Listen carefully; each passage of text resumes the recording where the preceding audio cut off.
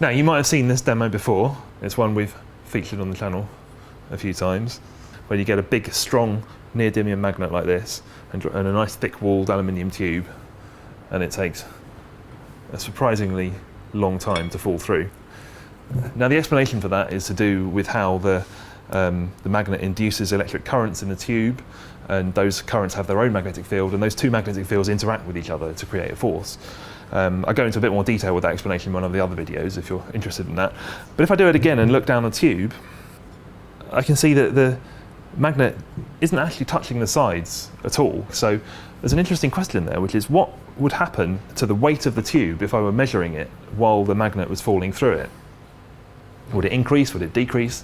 What would happen? And there's only one way to find out the answer to that question, and that's to do the experiment. So I got my balance.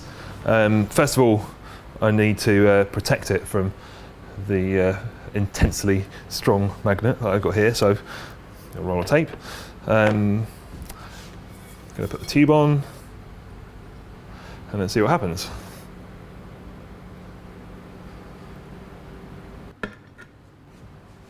So there we go, the weight went up to about 370 grams, and it did that while the magnet was falling, and it hasn't really gone up anymore now that the magnet is resting on the plastic at the bottom.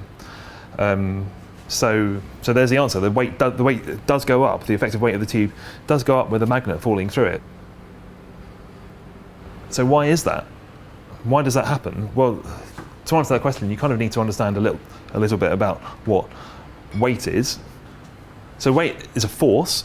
In particular, it's a force that makes things accelerate towards the ground. So if I take this ball of string here and let go, when I release it, it accelerates towards the ground. Now, the flip side of that is that whenever anything isn't accelerating towards the ground, when this pen on the table with the aluminium tube, whenever anything isn't accelerating, that means there must be another force that's supporting the weight of that object. So with me, the floor is supporting my weight and I'm not accelerating anywhere.